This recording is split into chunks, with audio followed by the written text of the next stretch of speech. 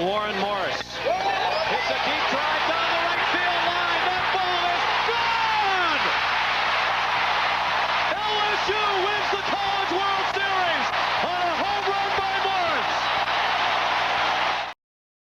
What's up, everyone? Welcome back to the 60 Feet 6 Inches LSU podcast. As always, thank y'all for joining me. In this episode, I will review the weekend series as LSU goes on to sweep the Samford Bulldogs.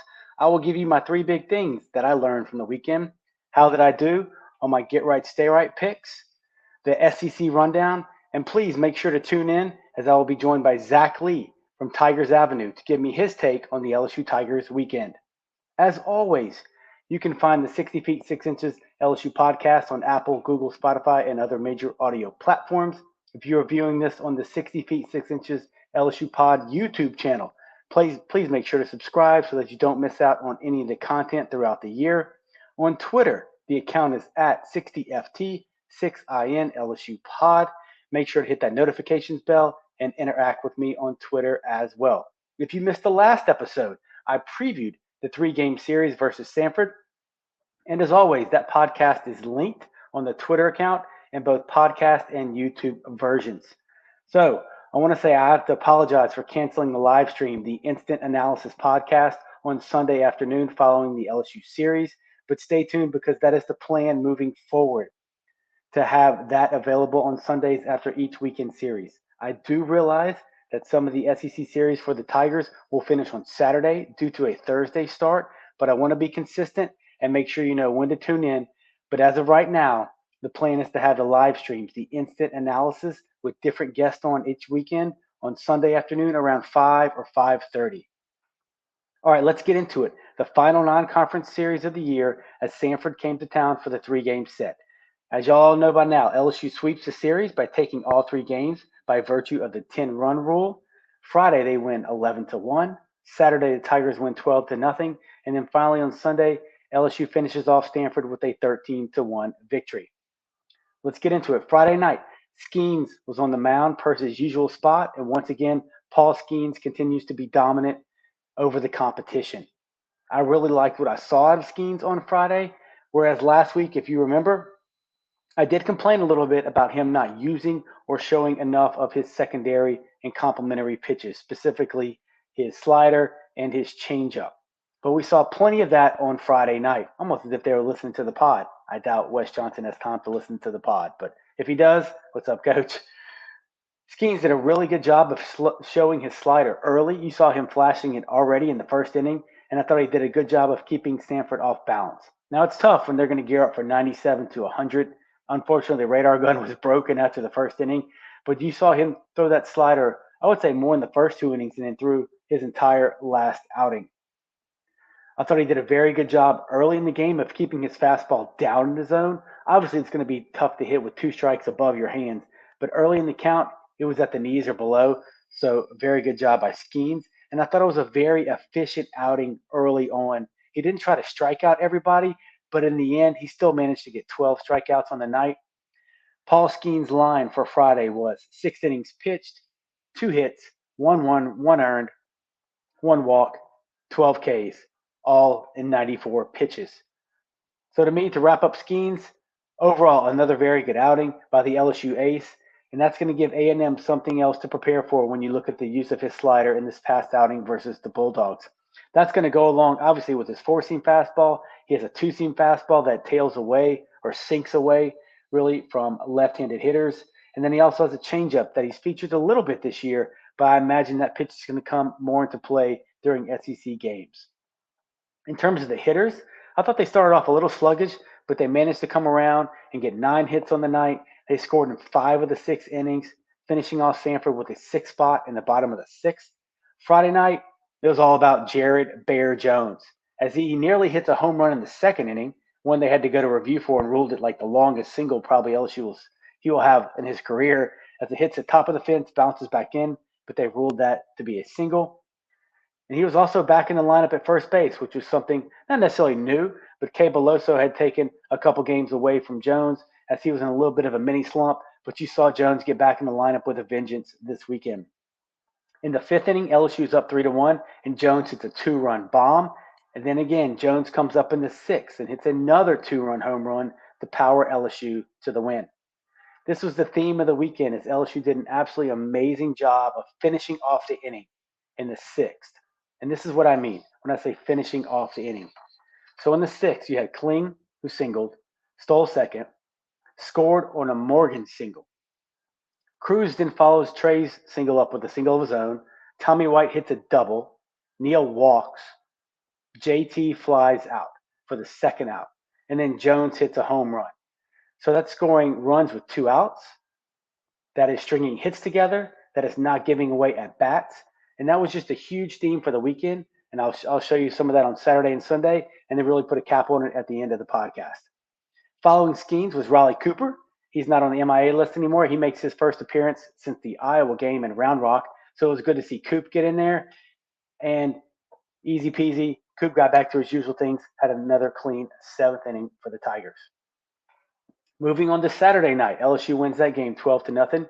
You saw Ty Floyd make his second weekend appearance of the year, and I thought he threw really well again. He did have a little bit of wildness issues in the third, and you really started to see him yank his slider. When I mean yank, that means his slider almost started on the outside corner to a right-handed hitter, and then it finished up in the left-handed hitter's batter's box. So just really kind of pulling that thing across his body, maybe trying to throw it too hard or do too much with it, but he seemed to settle down in the third and get out of that jam.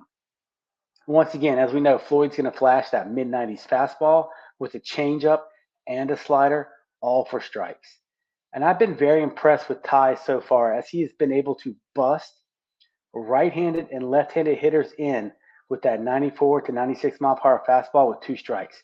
You've seen him last weekend and then once again on this weekend, 2 strikes, able to throw that fastball into a righty or into a lefty. And that's just something that I'm really not expecting. It's very tough for that hitter to pull the trigger on when it's coming that hard with 2 strikes.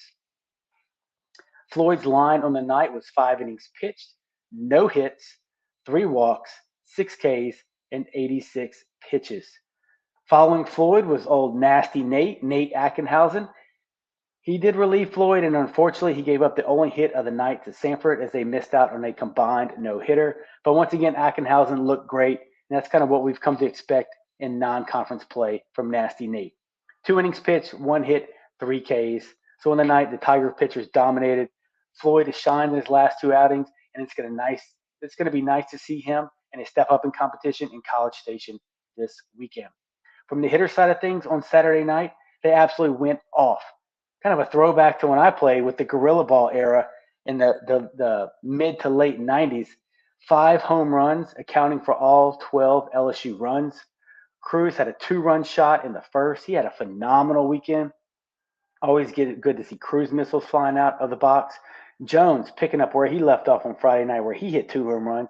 He had a 3-run shot in the first as LSU scores 5 runs to start the game. Jones is not done. He then comes back and hits another 3-run shot in the third. Then Joe Bear follows him up. So those guys go back to back. Then Tanks, not to be left out, he gets in the action in the fourth, hitting a 3-run shot as Tommy Tanks begins to do more than heat up. He's really kind of on fire at the moment.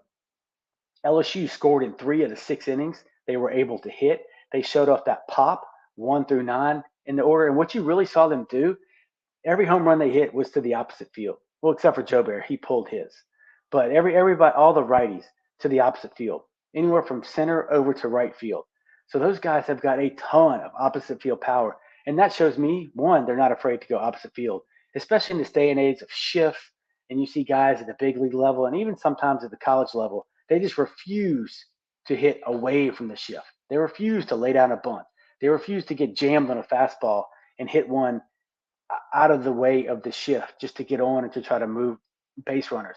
They'll just stick with their plan and pull it, even if they have 3 guys on one side of the infield, or for a lefty, you see the second baseman or shortstop playing in mini right field.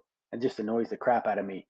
But LSU's hitters doing a great job of going to opposite field, and obviously several guys in that lineup have the ability to drive the ball out of the ballpark opposite way. Sunday, early start, a rare Saturday night game at the box. So you figure those guys had to get to sleep probably around 10:30, 11 by the time the adrenaline wears off. Butler maybe even later by the time they get back to the hotel and get all settled in. Time change, daylight savings time. Don't get me started on that. Early start with an 11 a.m. game, and it seemed to show early on. But credit is due to the Stanford starter. I believe his name was Lynch. He held LSU at bay. He really did a good job of mixing his speeds up. He had a great two-seam fastball, and that was moving all over the place into righties. He would backdoor it to righties as well. You even saw him busting some lefties in with that. And then he came with a breaking ball and a changeup. So hats off to him as he held LSU really at bay, which some of his other teammates weren't able to do in the first two games of the series. As you can imagine, college kids, I have one myself, they take forever to wake up, especially after a long night. It took LSU's bats a while to get going, but you knew eventually they were going to come around. And also Sunday, you saw the much anticipated debut on the weekend of Thatcher Hurd after he threw Monday against Butler. So Hurd, he threw 73 pitches on Monday. He comes back to throw 85 pitches today, Sunday. And I thought he looked good, really good. Not as sharp as he did on Monday, not as dominant. But I'm going to attribute that to the fact that he threw two full games within a 6-day time frame. And I think that's really the main reason why his velocity, especially on his fastball, was just a tick down to where Monday you saw him 94 and 96 for his entire outing versus Butler. But today he was really in that 92, 93 range for the majority of the time that I was able to see him. Hurd's slider looked sharp as it usually does, but I also think, some people may not be as happy with his outing besides his slider, which is something he can throw at any time in the count. I also think this is why you saw a lot more foul balls with the Samford batters going against Hurd. You saw a lot more extended counts, especially once he got into the third and fourth innings. You saw a lot of 3-2 counts. Once those guys got the 3-2, you saw 2, 3, 4 foul balls by the Bulldog hitters. And I'm just going to attribute that to maybe a little bit of tired legs, um, maybe that to not as accurate or as much zip on his fastball as he had Monday night. Hurd ran into a little two-out trouble in the fourth. That was mainly due to him missing with his fastball, but he worked his way out of it. On the day, Hurd's line reads 5 innings pitched, 1 hit, 2 walks, and 7 Ks. So for all that to be said, to where I think he didn't struggle, but maybe not as sharp. Thatcher Hurd still goes 5 innings and only gives up 1 hit. Right? He was still dominant and definitely good enough to beat Samford. Some of the things I've seen discussed on Twitter and you look around the internet, I just don't know if people realize the toll that takes on his body. Once he throws Monday, it's going to take him 2 days to recover in terms of arm soreness. Him to get back to his throwing program. He probably threw a very small pin on, I would imagine, Thursday, Friday, 30, 40 pitches, nice and easy, get a feel for everything, and then he's right back in the mix on Sunday. And to me, that's just understandable for his stuff to be just a little bit off. Hurd is able to throw 4 pitches for strikes, and he's able to throw those 4 pitches at any time. And I think that's what makes him a little bit different from any of the other LSU starters. He's got a fastball, the low to mid 90s. He's got a great slider cutter, whatever you want to call that. That's 88 to 90. He's got a little bit of a changeup, and he's got an overhand curveball that's around 80 to 82. So a pretty hard overhand curveball.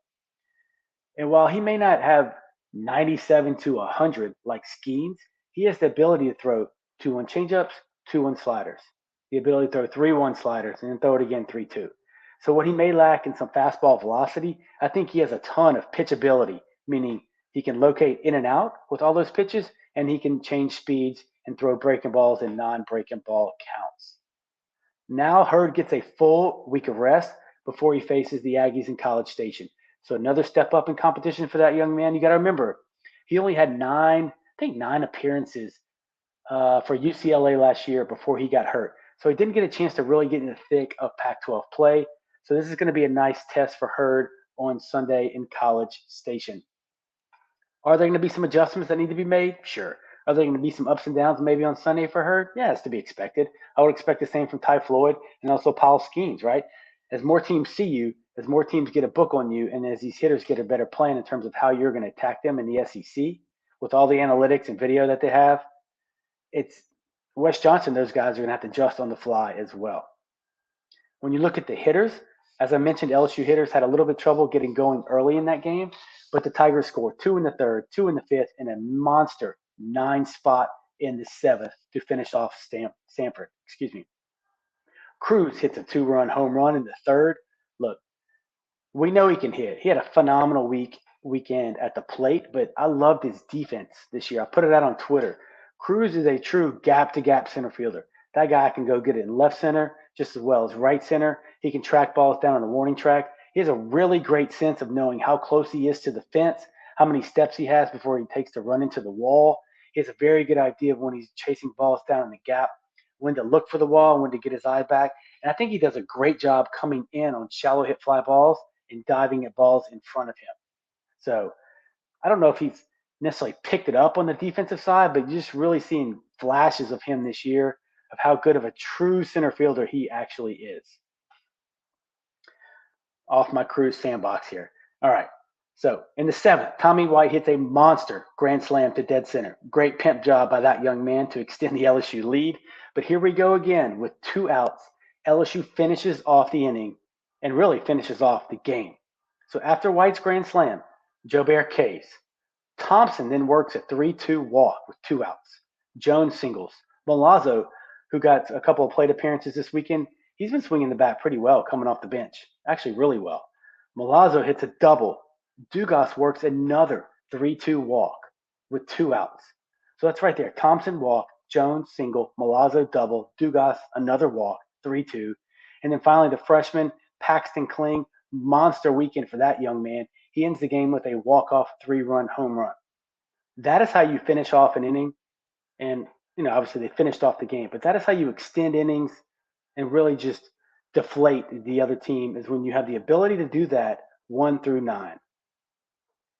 Great job by LSU and their plan this weekend and really getting out of that game with another 10-run rule victory. So what are the 3 big things that I learned from this weekend? First off, my keys to the weekend and the preview pod were good defense. They did that 1 error. Situational hitting, I'll get to that later. Could they keep Uncle Mo, the momentum on their side, as they head into College Station next week and begin SEC play? They did that with a sweep. And then who would start on Sunday? I didn't know if they would go Shores or Hurd. Obviously, we found out the answer to that question as they go with Thatcher Hurd. So 3 big things. 1, this team and this group of hitters, whether it's the starters or the part-time starters or the guys that are really come strictly off the bench, they do not give up at bats, no matter the inning or the score, so far through non-conference play. And you're probably going to say, yeah, of course they should, Chris. That's their job. That's what they should do, playing for the number 1 team in the country. I get that. But there are plenty of college hitters, trust me, out there when their team is up 8-1, 9-1 in the 7th inning that may shut it down or lose focus or not fight as hard on the 3-2 count that they would if it was the first or the second inning. And this team does not do that. They're going to fight to the end. And there are too many people on this team that can take your spot. You have guys competing for playing time. I don't really like the saying iron sharpens iron, but it's true in this case. And those guys cannot afford to take an AB off in an important situation. They may find themselves sitting during a midweek game and allow somebody else to get hot in their place. Number 2, the starting pitching is different. They are super, uber talented. Obviously, it's evident to everybody. But once again, as of now, at the end of the non-conference schedule, you have to be impressed with what Wes Johnson and Jay Johnson have put together in terms of the starting rotation. Last year, as we know, they relied heavily on the bullpen, and in the end, it came back to bite them in the Southern Miss Regional. This year, you have Skeens, Floyd, Hurd, Shores, and Little that can all sling it, all with above-average velocity, and their pure stuff is just a notch above most everybody else up till this point. In the bullpen, it's a little undefined as of right now. I will admit that. But it has not had, they don't have to have defined roles as of right now. They don't have to have a defined closer as of right now. But I do think Wes Johnson has a plan for that late game situation when called upon in SEC play. And to get where they want to get to, the starting rotation is going to continue to have to perform. Now they're going to be facing deeper lineups 1 through 9 in SEC conference play, more talented hitters than they face in the non-conference. And obviously, you would expect the amount of runs they get per game will decrease as those hitters face better arms in the SEC as well. But up until now, the starting pitching staff has been absolutely nails. This weekend alone, the 3 guys, Skeens, Floyd, and Hurd, through 16 innings, 3 hits. That's phenomenal. I don't care who you're playing. It's college baseball. It's easy to hit a blooper, to roll over and hit a ground ball through the 6 or the 4 hole. 3 hits, 16 innings pitched, 1 run, 1 earned, 6 walks, 25 Ks. That is massive heading into conference play. And then finally, the last thing I learned, this LSU team, the caveat as of now, and I hope this doesn't change, especially in SEC play, but they are finishing their opponents off. They're not letting them hang around. They're not wasting scoring opportunities. LSU as a team is getting the job done. And look, it's baseball. I get it. They're going to strike out when there's bases loaded.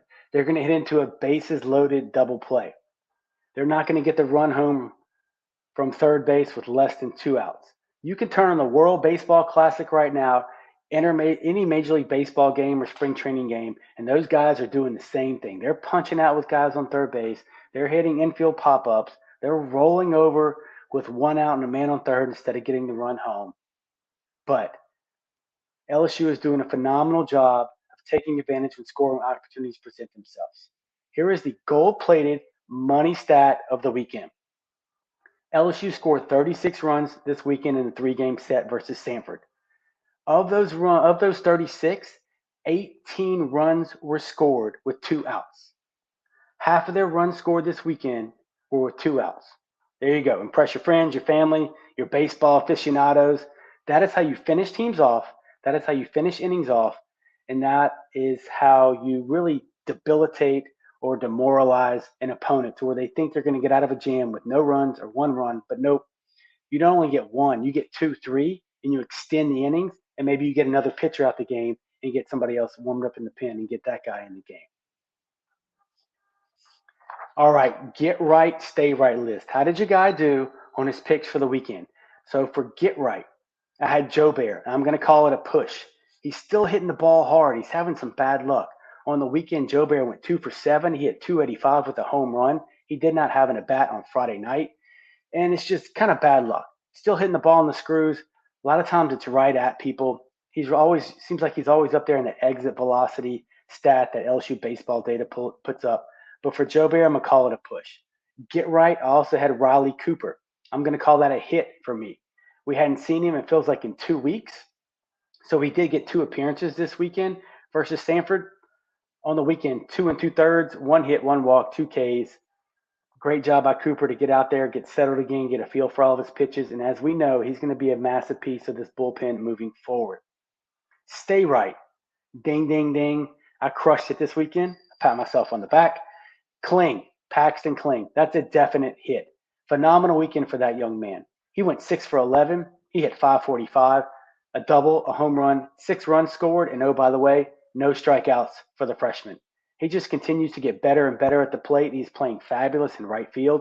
And you're also seeing his athleticism come through on the bases, swiping a couple bags, going first to third. And then obviously when he plays in the outfield, his athleticism is a major plus in right field. Tommy White was on the stay right list. That fool is crazy hot right now. That's a hit for me. He played third base on Sunday, which was great to see him get back out there in the regular rotation in the field for the first time since he injured his arm in the first game of the season. On the weekend, Tanks, 4 for 10 with 2 home runs, 1 double, 9 RBIs, and he followed Kling's lead, no Ks for Tommy Tanks. Very impressive. Then finally on the stay right, Nasty Nate. I had Nate Ackenhausen, another hit, chalk that sucker up. 1 appearance on Saturday, 2 innings pitched, 1 hit, and 3 Ks. So I hit really on everybody except for Joe Bear, and I'm going to call that a push. A new segment here on the 60 feet 6 inches LSU pod. Who was my player of the weekend? A lot of candidates to choose from. White, fabulous weekend with a grand slam and a home run. Cruz, seems like he could be a choice almost every weekend. Kling, I was really close to pulling the trigger on Paxton Kling, but ultimately I had to go with my guy, Jared Bear Jones. Jared Jones, a monster weekend for the freshman, back in the lineup at first base and DH, 6 for 10 with 4 bombs and 11 RBIs. Hats off to that young man. Really happy for him getting his hitting stroke back, and he put on a fabulous power display.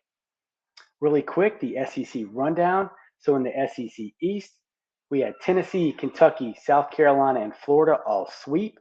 Mizzou and Georgia took 2 out of 3 And then Vandy took a hard-fought series victory versus Loyola Marymount as the Doors, I'm not calling those fools the Vandy boys, as the Commodores take 2 out of 3 in Nashville. In the West, Alabama, puke, gross. I don't know if you had read your press clippings or as your football coach likes to call it, it's rat poison. But they dropped the series to Columbia. Yes, that Columbia of the Ivy League as they go 1-2. A&M sweeps. So does Arkansas as they sweep a very good Louisiana Tech team. Mississippi State and Ole Miss also go 3-0 on the weekend as well. And then finally, Auburn, who I think is a little overrated, they have a clunker as they drop the series to Southeastern Louisiana. All right, y'all. I want to welcome in a good friend of mine, Zach Lee from Tigers Avenue. If y'all haven't had a chance to check out his stuff, I'm going to let Zach explain everything. But I will say, he did an unbelievable LSU hype video this year for him and his brother's channel. And I was very blessed, humbled, and honored that he let me do the voiceover. Look, I'm no Anthony Mackie, but I did my best to add some content to that unbelievable piece of work. But Zach, welcome in. And why don't you tell everybody where they can find, you and Reagan's information and where y'all's stuff is located? Well, look, you say you're honored, but look, we were honored to get to have you on there. We did the football hype video and it did well. And so we were like, of course, with this season, all the expectations, everything, wanted to do a hype video. And we're like, well, we've got to get Demooey to do it, is obviously. So appreciated you doing that. Yeah, y'all can go follow us anywhere at Tigers Avenue. We're on all the major platforms. We specifically stream to Twitter, YouTube and Facebook, but we're on TikTok and all that good stuff. I'm kind of old, Demooey. I know it doesn't seem that way, but like I'm not on TikTok. I don't even have a TikTok. Like everybody's like, Zach, you're old. I'm like, I'm only 26. Like, but yeah, you're I don't definitely know. not. You're definitely not old. And look, I'm 20 years older than you, so I'm definitely not messing around with TikTok. So I think that would No, me neither. cringe my kids out. But and just so everybody knows, Tiger Avenue, they do all three sports. I just focus on baseball here, but Reagan and Zach have had me on their podcast numerous times, really starting out last year. They were one of the first people, I think, to really reach out to me as I was just trying to figure out how to do this thing. And super nice guys. I have a ton of fun whenever I go on y'all's show, and I appreciate all the help in promoting mine. And we had to cancel the live stream today, but I figured if I can't do that, let me at least get Zach on the back end of the 60 feet 6 inches LSU podcast, since you were at the games this weekend or at one game. Yeah. And we'll talk to you a little bit about the Samford series as we roll into conference play. But just let me get your overall thoughts, just kind of a big picture view on the LSU versus Samford weekend, how you thought the Tigers did moving into conference play versus A&M next week. Well, I think they did what they needed to do. I know that Jay hates the 7-run rule. He wants to be able to get some more guys in there. But really, I mean, with how dominant this team was, he was able to do that. I mean, today or when was it last night? I think it was today or last night. They pulled guys kind of early. Yeah, they did. Because when I was sitting in the bleachers last night, Gavin Guidry was already in there. I think it was like the bottom of the 5th or something like that. He was already in there, had already subbed in. So I think Jay was able to work some guys in and, find out some more things about this team. I definitely liked the move in putting Bear back in this weekend and trying to see if he could break out of that slump. And boy, did he. Because, man, he popped off this weekend. I thought that was overall a really, really big positive note from this weekend, because a lot of fans were kind of worried about that because he started so strong. Then he had the slump and the strikeouts were an issue. Is he going to be somebody that we can rely on when we get into SEC play? And he definitely proved a point this weekend. I think the biggest thing for me was today's lineup and not rotation, but the lineup. Yeah. That was the most impressive thing to me, because we saw finally Tommy White go back to third. Right. And so maybe that was Jay Johnson tipping his hand a little bit to what we are to see moving forward, kind of a more solidified lineup. I'm interested to see what they do with Beloso, because he did, he's been playing really well. And obviously me and you have been just ringing that bell to try and get him in the lineup a lot more often and regular. So I'm interested to see what they do moving forward, because we didn't see him a whole lot this weekend, other than when they subbed him in late in the game. I Yeah. still think he deserves a spot right now. But that's why I'm sitting here and Jay Johnson's the head coach. So Yeah, that's a great point. It's a good problem to have. One, just like you mentioned, it was great to see Tommy White get back on the field. And I yeah. can't, besides that pop up, and I missed one or two innings here or there, but I can't remember him picking up a ground ball and throwing it. I could be mistaken, Well, but he did have the one that was okay, to his left, and I must have missed he that had to then. go Okay, get it. He had to go get it, and he ranged a little bit, and it was really impressive to see. I mean, he looked fully healthy for sure yeah, on the field today. yeah, it was good to see him. And then obviously Dugas back in there had a little bit of an eye issue, but it seems like they cleaned Mhm. that up. And then, like you said, with Beloso, I thought he may get to start on Friday, but Jones goes in there and he just goes bananas. I would imagine he'll be the SEC Freshman of the Week Gotta be. and potentially the Player of the Week, really, when you look at his stats. But let's focus on pitching first. So this weekend we saw Skeens, Floyd, Hurd go Friday, Saturday, Sunday. You saw those guys take the mound, and obviously we've talked about it, we've texted about it. I know y'all have talked about it on your show. But when you look at those three, do you think is that the three you want to see in the rotation for the SEC play beginning on Friday? I do. I think really this was the plan all along, even at the beginning of the season, to eventually get to this point where we're at right now, heading into SEC play, with Hurd slash Floyd on Saturday, Sunday, either Yeah, or. But obviously with Skeens being on Friday, I think that was the plan all along for Jay Johnson. I don't know. That'd be a question I'd have to ask him. But I do like this rotation. I personally would love to see a little bit more of Chris Little, but I think they have used him phenomenally. And I mean, when Grant Taylor went down, you're going, who's going to be the closer? And me and Reagan talked about it. And prior to Texas, you didn't really have any clue of who that yeah, would be. And right, we talked about before Texas, when are they going to get the opportunity to actually need a closer? yeah, And boom, Texas happens, and they actually have the need to use a closer, and it's Christian Little. That's who Jay Johnson trusted. I love Christian Little in the closer role. yeah, If he's not closing, I would want him starting or at least on the midweek. yeah, So I am really really high on Christian Little. I would not be opposed at all to see him.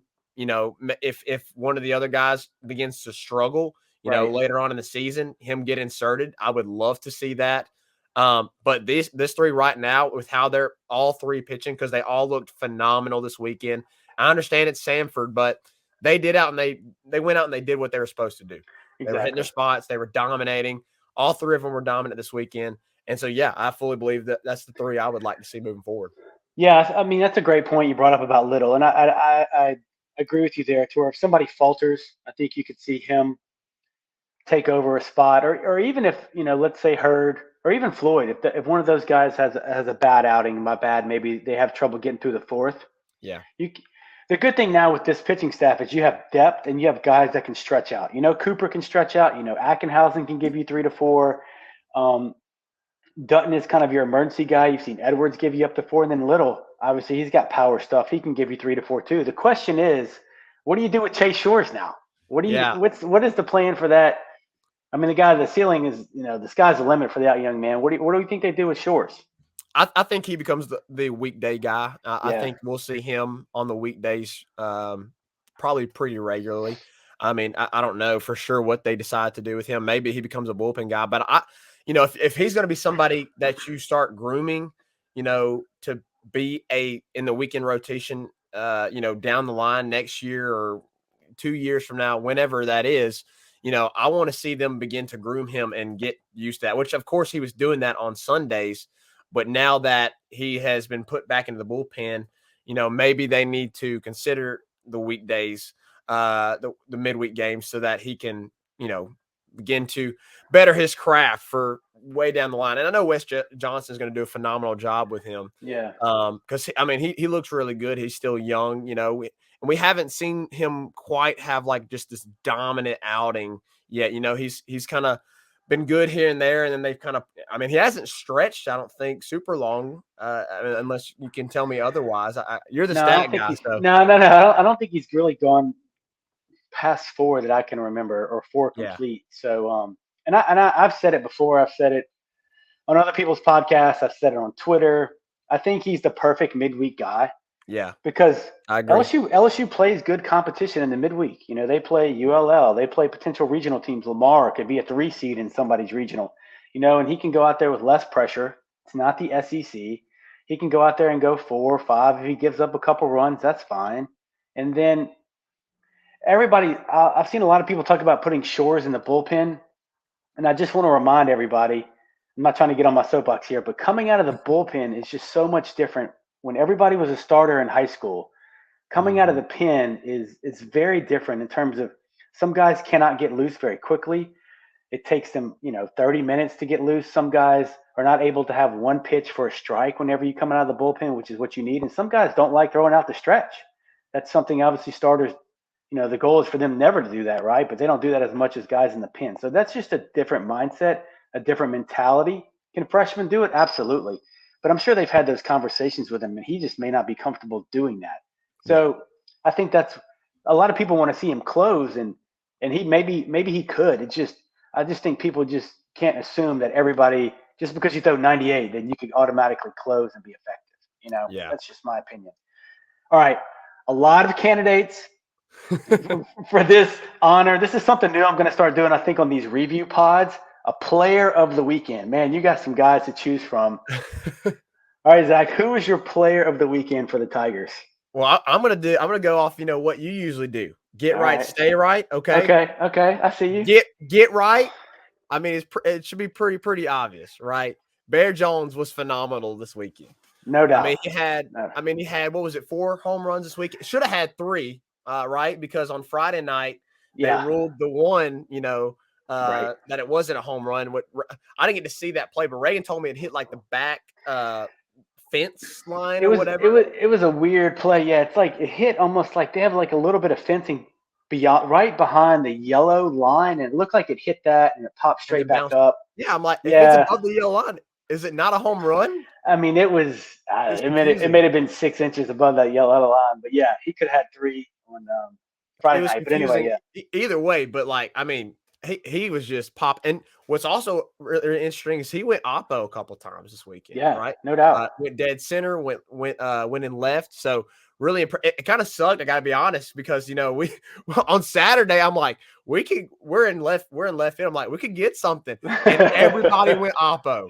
Yeah. Which when Tommy White came up, I literally was sitting by my little brother, and I was like, he was like, "Is he gonna hit a home run?" I was like, "If he does, it's going over there." Right. And sure enough, bing, and I was like, "There it goes." I know. What did you get to see on Saturday? What, 5 home runs lead the yard on Saturday? I think. Yeah. Of course, Bear had 2, Cruz had 1, and then White had 1, and Joe Bear had 1. What was the I'm gonna be honest. I hadn't stepped foot in the stadium. I watch a lot of games from home just because being an ex-pitcher. The view from behind the pitcher, I just love to see how those guys' stuff is breaking, where they're challenging hitters. And sometimes when you go to the stadium, you lose that vantage point. Mm-hmm. I just like to see that as a pitcher. But what was the atmosphere like? A rare Saturday night game at the box. Yeah, it was good. I loved it. It was a Samford game, so it wasn't as highly attended as per se. Tennessee in a couple weekends is going to be. So I don't know if I could give you the full effect of it. You might have to get somebody that goes to the Tennessee weekend and ask them. But regardless, it was really good. For the most part, it was filled up. I mean, there are spots here and there that were kind of empty, but I'll tell you what, I have grown to love the outfield seats. I really love it. You can see everything, and then you have the opportunity for a home run to get hit your way. So I mean, what's better than that, So, but the atmosphere was really good. I really enjoyed it. I always love going down there. We spent the whole day there Saturday. Of course, got to go see Mike. But yeah, I'm excited to. It's not going to be our only game this year, obviously. That was just the first one. So I'm hoping to go to Baton Rouge during a SEC weekend series, hopefully here soon, and probably get a better assessment of what the atmosphere will be like. Well, they got some amazing ones coming up, right? LSU starts off SEC play this coming up weekend at College Station facing A&M. And then you have 2 massive home series back-to-back, right? You got Arkansas coming to town, and then you have, I think everybody has circled this when the schedule came out, right? Tennessee coming to town, and that thing is, it's going to be a matchup of obviously 2 top 5 teams, and Arkansas is in the top 10 as well. And just going to be amazing the next couple weekends at the box. But In your opinion, they've rolled through the non-conference. They had that one hiccup versus Iowa, and we'll see how Iowa finishes. I wouldn't be surprised if they're a regional team down the road. They had some troubles this weekend in college. In Lubbock, as they lost 2 of 3 to Texas Tech. But do you have any questions or things that are nagging on you, or any issues you see for this LSU team as they head into SEC play? Yeah, I think I want to see a little bit more, or I should say a little bit less of the swing and miss. Seems like right now, especially on Saturday, I mean, they're just hitting home runs. That's all they're Yeah, doing for the right. most part. Of course, Tommy had a double that was really impressive, but I would like to see, a little bit more situational hitting. We Yeah, have struggled in the past. I wouldn't say it is a flaw right now, but I would say a concern is situational hitting, because we've had games where they have left a lot of guys on base. right. And a lot of that has been because of the swing and miss. I mean, they're either hitting it past the fence or they're not hitting it at all. And we've seen some of that. I wouldn't say right now that it is a major concern, but Mhm. could it be going to SEC play and facing better arms? Yeah, it definitely could be. And Right. the other thing I would say specifically to LSU fans, and I'm trying to say this to myself, right? Because we get on here, we do this podcast, and we give our opinions and everything. But at heart, we're still a fan, right? No doubt. No At doubt. heart, we're always going to still be a fan. So the fan in me is like, man, we look really good. Texas A&M doesn't look that phenomenal. Like, Right. we're about to blow past them, Yeah. right? And what's ironic is LSU was kind of in the same situation last year whenever they hosted A&M, right? Mhm. And I think, correct me if I'm wrong, didn't they sweep? Didn't A&M sweep LSU, or was they? No, I think they took one. I think they took 2 or I think 3. yeah, and then to be honest, it was, I think, right after LSU went to Florida. That's when I decided to do the podcast. So I paid attention to them last year, obviously, but not as much as I did after the Florida After, series. But no, I think you're right. It's everything changes in terms of, I think the fans need to realize they're going to be facing better arms, yeah, better lineups. Sometimes when you get into these non-conference series or midweek games and you get into the pen, a lot of these teams have a lot of vulnerability. Just not the quality of arms. And I've started doing a little bit of betting on college baseball, and you saw ACC play started this weekend, and it's just really tough to sweep conference opponents. it is. Like Miami hammered North Carolina State Friday and Saturday, and then you turn around on Sunday and North Carolina State beats them 14-4. So that just kind of reminded me that it's just tough. In any conference, even if it's a bad team, even if you're playing like Missouri or Kentucky, or a lot of people think Alabama's fool's gold, it's just tough to sweep teams in the conference. And I think Mhm. if you can go 20-10 and you can go 2-1 every weekend, I think every LSU fan or probably every SEC fan will take that right now. Because that's really what you're looking for. But Yeah, I would love that. I'd love that, if they had that record. But yeah, I'm like cautiously optimistic, right? Because I mean, we could go to College Station and that stadium be rocking, yeah, and Texas A&M gets hot. That's what happened last year. So yeah. could it happen again this year? Maybe. We'll see. How do these guys do on the road in an SEC game? That's going to be what we're going to learn this weekend.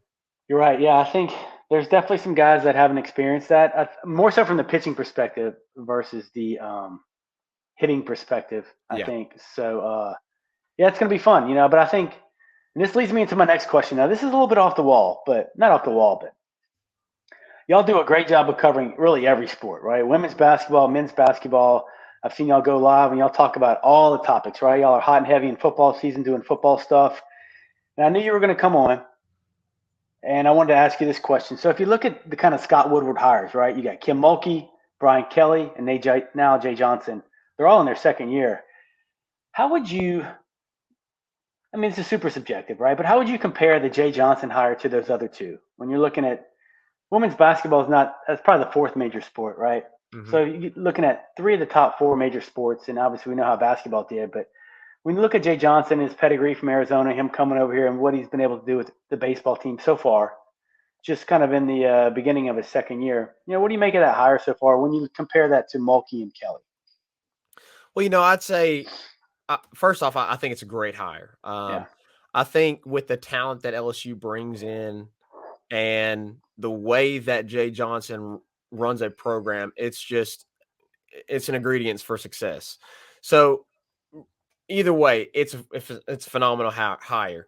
Now, like when you're going to compare it to the other two, I would probably say, to be honest with you, that probably the most impressive hire out of those three is Kim Mulkey, considering her track record and Right. considering, you plunked her from a school that she had won 3 national championships at. Yeah. To be able to do that, Right. that is extremely impressive, right? So I'd probably put, the Jay Johnson hire and the Brian Kelly kind of somewhere along the same lines, because, Brian Kelly's he's been to the college football playoff, hasn't been able to win the big one yet, but he's been there. His teams have been competitive. And that's similar with Jay Johnson with Arizona. He's brought him into the College World Series, didn't win it, but his teams were competitive. And overall though, I just think Scott Woodward's a phenomenal AD. It's just is what it is. As LSU fans, you should be blessed to have Scott Woodward as the AD. I really think LSU turned things around once we hired him as the AD, and you're seeing the fruit of that right now with what's going on in football, with what's going on in women's basketball, and right now what's going on in baseball. Now we'll see how the season plays out. And there's a lot of expectations to live up to for this team. And last year I know it was kind of disappointing because a lot of people thought, we'd at least make the super regional, and we didn't. Right. But a lot of people don't understand, like, Jay inherited a great team, but he didn't inherit a great pitching staff at all. No.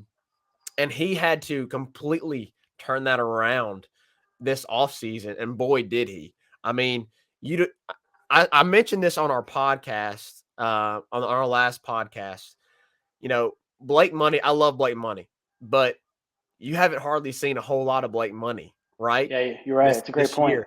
And he was your Friday night guy to start the season last year. Yeah, now, I know ultimately Mikael Hilliard kind of took over, but he was your guy to start the season, and he was one of your weekend guys really for a large part of last season. So, and now he's a guy that, he comes out of the bullpen every great now and then. So yes, expectations were high for Jay Johnson, and yes, he inherited a great hitting team, I believe, but he still had to do a lot on the pitching side of things, and he has. And so now we're seeing, I think this year and next year, is going to be, where we can do a more proper assessment of how Jay Johnson is doing as the head coach in LSU. And I fully believe he's going to do phenomenal. Now, we may have some people, let's say they get into a super regional and, they get upset and they don't even make it to Omaha. We're going to have fans freaking out, because this is arguably one of the most talented baseball teams that we've seen in college baseball. And for them to not make it to Omaha would be disappointing. And I would agree. It'd be disappointing. But we look at Tennessee last year and how awesome of a team they were. Yep. And when you get into the postseason, man, and especially with baseball, you just don't know. You just don't know. A pitcher can come. A pitcher can come in and just completely shut down that lineup. Yeah, especially now. It was so much different when I played. Right, they were in their super regionals. You just had, you would have 6 teams come to your regionals. I think 8 6-team regionals. Yeah, and so the 2 out of 3 changes everything. Right, the super regionals, just because you can get a hot team like Ole Miss, they caught on fire last year, and you have 2 hot pitchers come in, or 2 hot pitchers and 2 guys out of the bullpen. And it all it takes is some timely hitting and those guys to stay on fire from the mound, and things can definitely change. But I think Jay Johnson's, kind of surprised me with the hire, but you look at how he's building this program, portal guys to plug and play. He's building it with the number 1 recruiting class in the country, and those guys, as you can see, with 3 stalwarts in the lineup with Jones and Neal and Kling, and it's something to be excited about, for years to come. So we'll have to see. He wasn't the first choice for Scott Woodward. Yeah. But I think, he is a Scott Woodward hire. And if you trust Scott Woodward, then you need to trust Jay Johnson. I fully trust Jay Johnson with this baseball team. And so I'm really looking forward, especially obviously this year, but for the years to come for LSU baseball with Jay Johnson. Yeah, I think people may have had to get used to him a little bit, but I think last year you saw he was just doing whatever he could to win baseball games. And like you Yeah. said, he just didn't have a strong starting staff. The strength of that team lied in the bullpen besides the hitters. They could hit. But I think he's starting to make this team and this roster into what he wants, and it's paying immediate dividends. Now, next year is another almost a little bit of a rebuilding year. That's a long way to come. We just need to appreciate this year. And y'all need to appreciate Dylan Cruz. Anybody listening, if you're not appreciating Dylan Cruz, the guy's phenomenal. And So, Skeens, man. I mean, we're gonna miss Skeens, Cruz, Morgan, and Dugas. Yeah. All four of them, they're gone. So you got to appreciate them while they're here. I'm ready to see Skeens get in conference play because that's the rubber meets the road really. So see if he can continue to maintain that dominance. But that's going to wrap us up here on the 60 feet 6 inches LSU pod. Zach from Tigers Avenue, tell them one more time where they can find you and Reagan's stuff, and also don't forget to mention. I know y'all do some live streaming, and just remind everybody out there when y'all go live, dates, times, stuff like that. So y'all can follow us, subscribe to us, like us, whatever on basically every platform at Tigers Avenue. And then if y'all want to watch us live, you can watch us live on Facebook, YouTube, and Twitter. We typically go live on Mondays and Fridays. Sometimes we tweak that a little bit, especially during the baseball season because of the baseball games on Friday night. But looking forward to this next show, the show on Monday, which I guess you're releasing this on Monday. So today, coming out Monday, yeah. Yeah. So today, I guess I should say at 8 p.m. we will be going live, and thanks to you with Matthew Musso. So I'm looking forward to that. Yeah, Musso's a solid guy, very good baseball guy. That's the good thing about the LSU community, right? There's no shortage of really, really good and knowledgeable baseball people to follow. For sure. And I'm always there to promote anybody, right? Musso, Hunt, Matuk, y'all, whoever it is. The more we can spread the love and spread the the word about the game, grow the game. Everybody says I'm all for it. But y'all make sure to go check out Tigers Avenue, follow all their stuff. Great guys. They have a good time, really knowledgeable. They cover all the sports in addition to baseball. So, Zach, thank you for your time, man. I appreciate you coming on. More than happy to come on anytime. I'm glad we could hook this up after the live stream kind of got messed up, Yes, sir. Appreciate you. So that'll do it. Make sure y'all subscribe to the YouTube channel at 60 feet 6 inches LSU Pod. As always, y'all can follow me on Twitter. That is at 60FT 6IN LSU Pod. That's going to do it for the review of the Samford series. Up next on Wednesday, I will release the review of the UNO game. So LSU plays UNO Tuesday midweek. And then we're going to get into SEC play, baby. It's here. It's time. It's ready to roll. There will also be a preview of the Texas A&M Aggies. Look for that on Wednesday afternoon. Plenty of time to digest that material before LSU takes on the Aggies in College Station on Friday. So until next time, y'all stay safe. And as always, go Tigers.